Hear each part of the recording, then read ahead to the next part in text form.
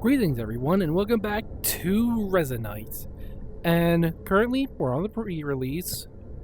The performance is insane, but that's not what I'm talking about. I did a poll last week and you guys answered. So we're going to look over 10 stuff from the community creation. So what I'm going to do is from the oldest to the newest of creations that I think are really cool and ones that I understand. So let's start with the custom join Verifier by Kohley Mike.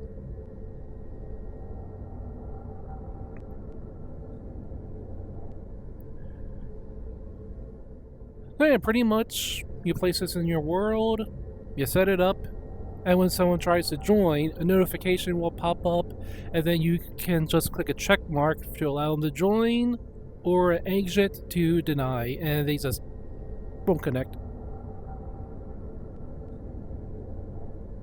Really good system to where if you want your world to be public, but you only want certain people to join, even if those people are not on your friends list, so you don't have to be like contacts, then find people, then add them. You can just throw that in the world, just let certain people in.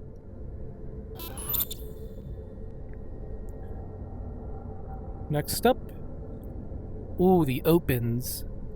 So by Gabriel, first we have open multi-tool.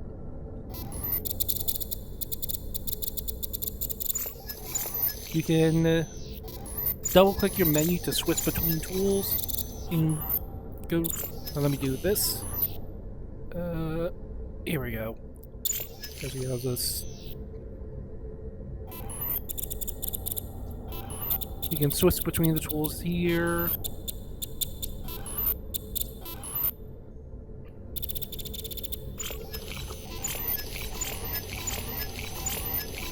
And it also has Open Print. Open Print is a pretty useful tool. I pretty much use it all the time, where it allows you to snap protoflux nodes to a grid easily. You can move that around. You can give it a name. You put the slot you want it to go into. Like for example, create new empty game object. And let's name this thing. And what you also can do is if you press this, the plus button, you can then create like a folder, which I forget to do that all the time. And then name it like, I don't know, code folder thing. And then save. And there you go. There's the folder you created, and there's the protoflux packed away right where it needs to be.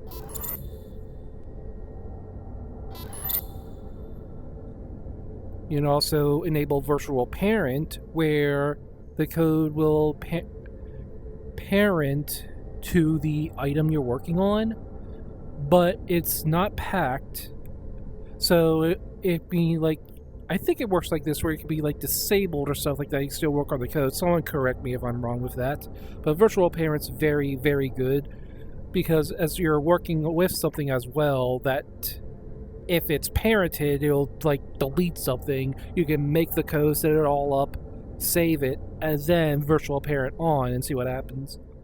Then there's also functions where quick select flux root. Not sure what those are, never mess with those, but these are delete nodes are print, snap grid to the grid, and you can transfer non-print flux. So if there's like flux on something, you can just select all the flux, pack it if it's not already packed, unpack it, and then you can put it on open print and it will all snap to the grid. Then you just have to move the nodes and separate them. Normally, most of the time, they're fine. you just need to move them a tiny bit. But if you move flux onto the grid that's not packed, all of it will clump together in just one pile. It's so you have to spend like 5 to 10 minutes unclumping it. Then there are settings where it changes this. So let's see if I can. Yeah, there we go. So there's dots, just the flat, the grid, and then there's nothing. And then you can also change the overall color of it.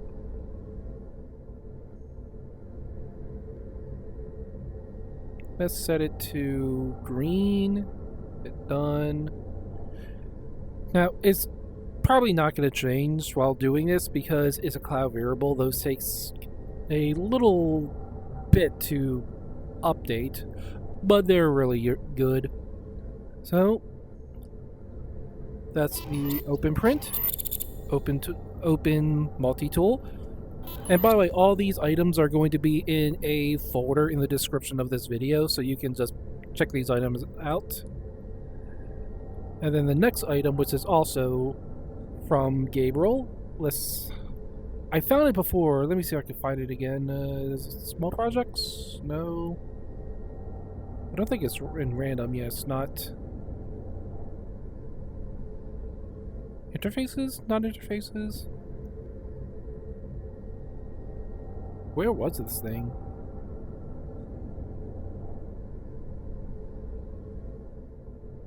No, why would it be under facets?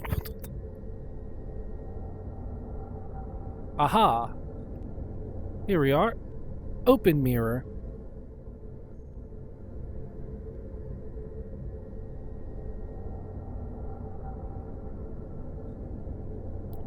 So this is open mirror. An alternative mirror you can use to the default one in Resonite. You can turn it on and off the state. The mirror is black if it's off. Turn it on, it goes from 1K, 2K, 4K, 8K. Oh my, lag! You can save a portrait, square, wide. That's really, really wide. And you can make it non-grabbable or grabbable.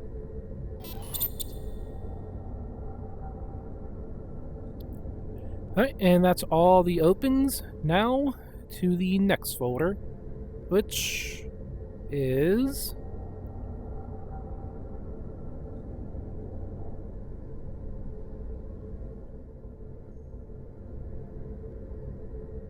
I'm not sure how to pronounce that, so I'm just going to do this. There you go, that's the next folder. And inside of here is, I believe, where is it?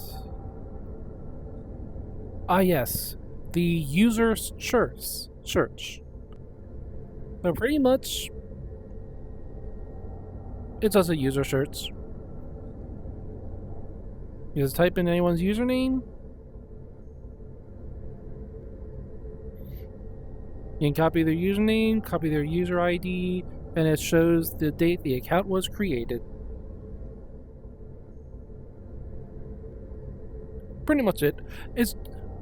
I guess it's good for if you need to copy someone's user ID for like a whitelist or something like that. And this could be pretty helpful.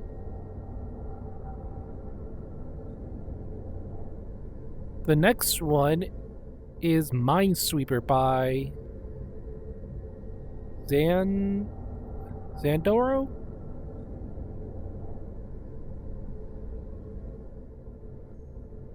I think that's how you pronounce it. But anyway, this is Minesweeper.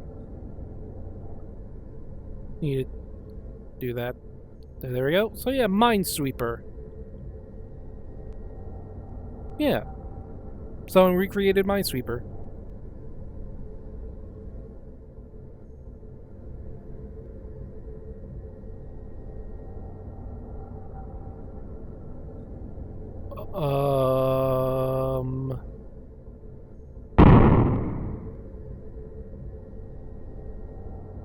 Let's just forget that happened.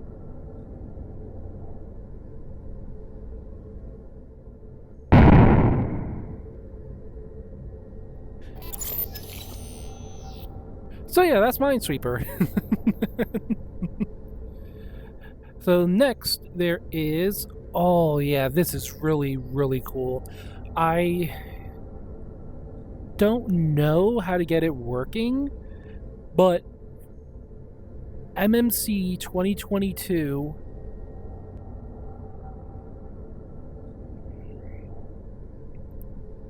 These people made a Plex video player where you put the security token for your Plex server. If I was reading it right on the discussion forums, what I think it is you take the security token for your Plex server and you can put it in there, save it, connect, and then you can watch your Plex stuff in Resonite. If I read that correctly, then that's really, really cool. I still need to try it out. I need to get my brother to give me access to the Plex server again, because I keep forgetting the login stuff. But anyway, the next item, which is... Oh yeah, Scrap Savage's cube print. So this is cube print. Wait, what just happened? So here's the settings. You have layer modes, change logs. That's pretty neat. So you can see the changes made for every update. Flux, drop flux root here, and I'm assuming as well. I probably should have tried these out before doing the video, but oh well, I'm learning just like how you guys are. Find on world.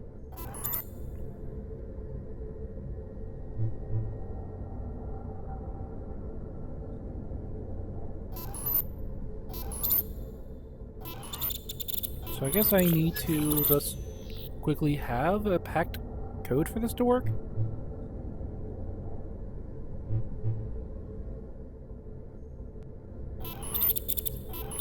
Maybe. I think that's how this works. Let me just quickly do that. Pack into.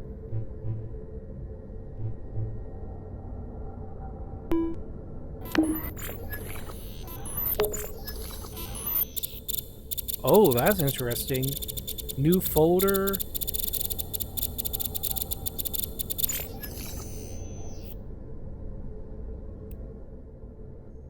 Oh, there's like a file system.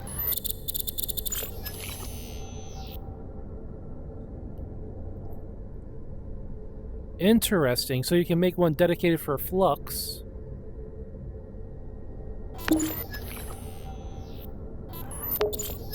That's really cool. So, unpack. Oh yeah, and it snaps right into the cube.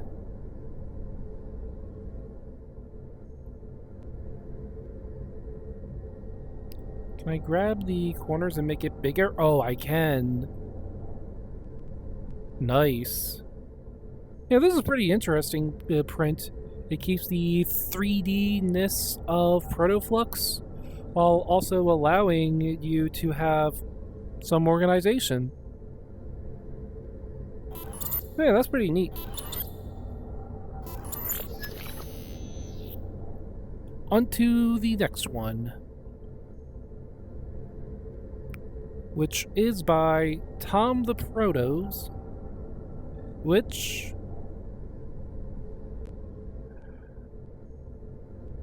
Do you guys have Uno? It comes free with your Xbox. Player count 2. Radius 1.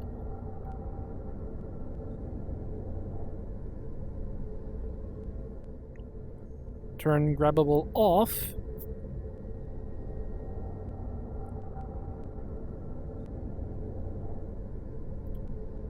How do I join?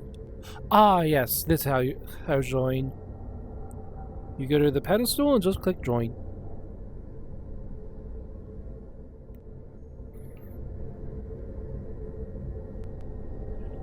And yeah.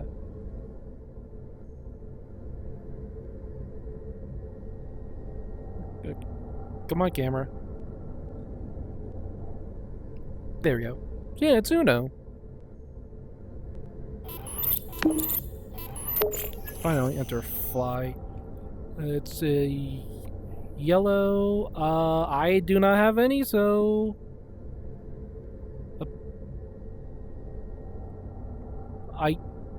wait, wild. Oh, it's wild. So I will do a 4. Oh, okay. Oh, it's this turn's now. Pick a color. I'll do yellow. And then, wait, why did I do yellow? I don't have any yellows.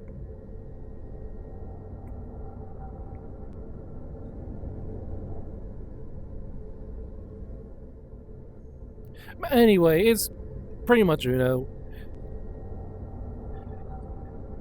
You can have it up to...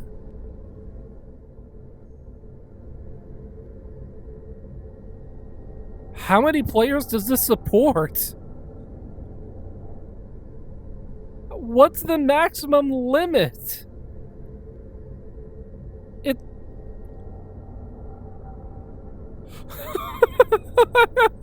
Okay, I'm stopping at 100. So there's no limit for how many people can play Uno.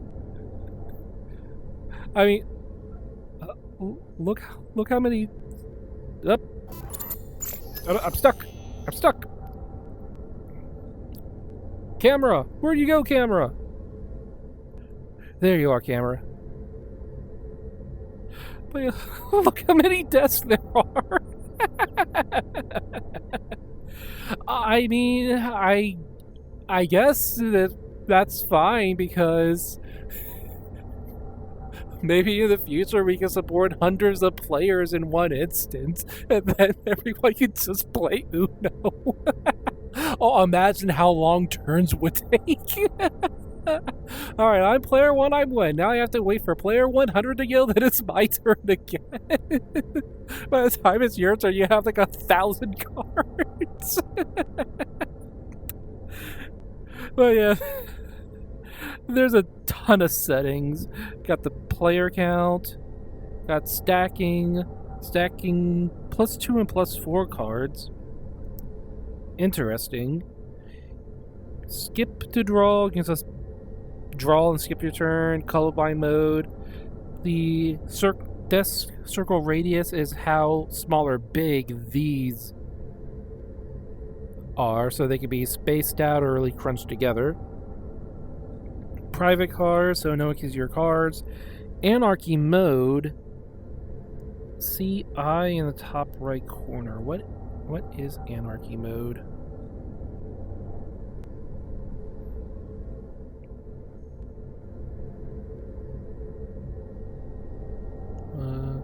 Allow players throwing attack the machine, timeout, challenge. Yeah, I don't know what that means. But then continue after first win. So pretty much, if it's on, the first player who wins is the first winner, and people keep playing until, I guess, there's one person who loses. Physical cards, so cards have physics, so you can throw them and they can fall and fly all over the place. Timeout for how long you have to take your turn. Enable jump in, so people can just jump mid-game in. And then challenge mode, allow challenging the +4 card, so you can have +4s on here. So yeah. Lag! I should have reduced the player count before I deleted that. That's fine.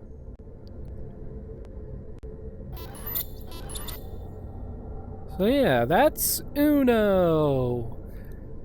And now for the next item, which is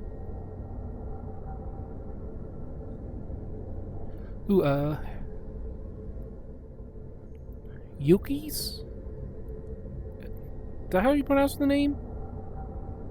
Yukis? The guy who made Red Print.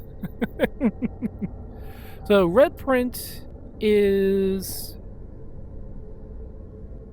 interesting. It's different from the other prints that we have seen so far, where this one needs like a physical object to exist for the print to work, and it comes with its own unique tool. Now, OpenPrint does not need the Open Multi-Tool. The Open Multi-Tool is a completely different thing. OpenPrint can work on its own.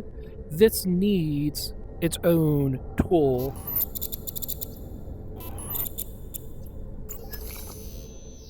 And here's RedPrint. RedPrint is very similar to OpenPrint. I have not used RedPrint that much, but I have seen people use it, and the big differences is you can, for example, if I can figure out how,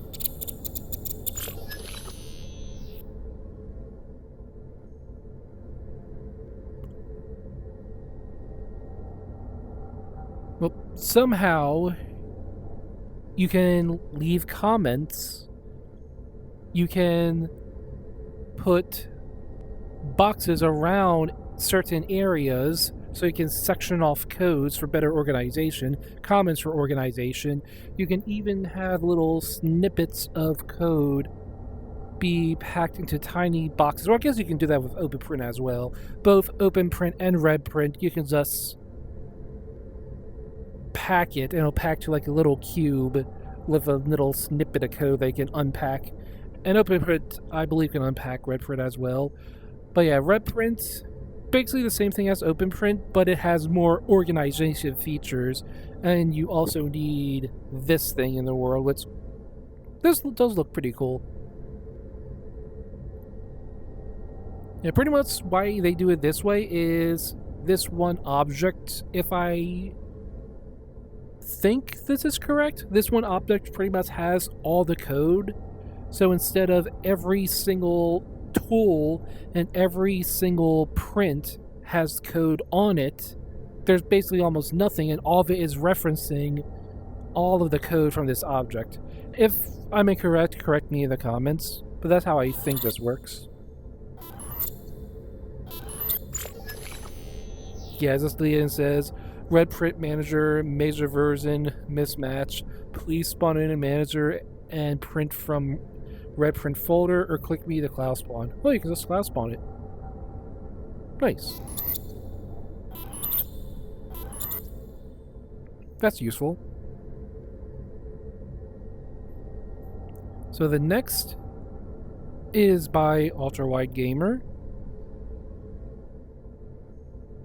which is food. You got chips,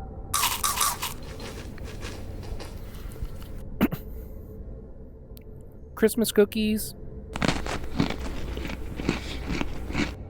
and my favorite, Cheetos.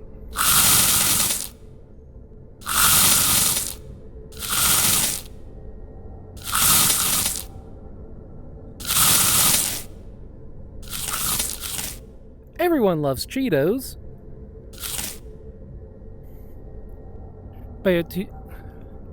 And that's pretty much it for his folder. Chips, cookies, Cheetos. Lots and lots of Cheetos.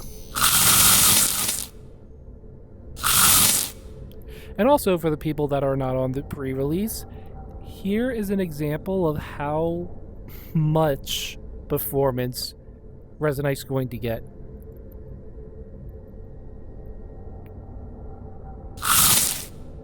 try doing that on live and your game will crash. Which, did I accidentally scale these up? I did.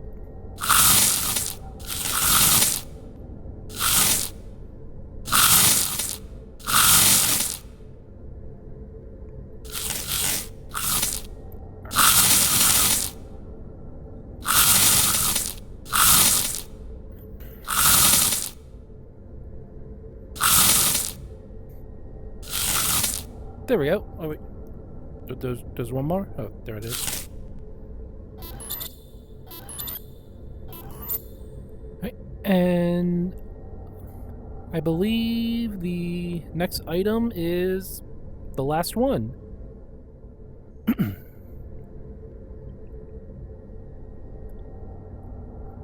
Now I'm not sure who made this because the folder it's in doesn't say who made it, and I can't find the discussion on it again. So whoever made the wall hacks, good job.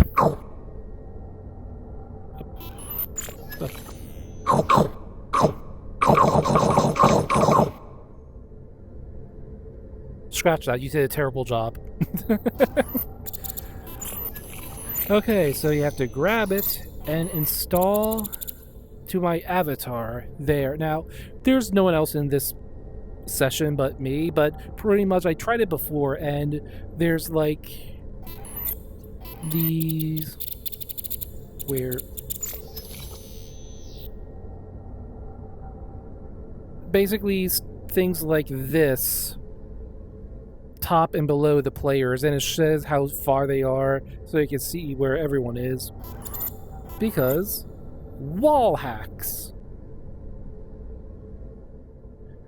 And that's all the items for this week. So I hope you liked the video. Remember to like, subscribe, all that junk, and I'll see you all next time.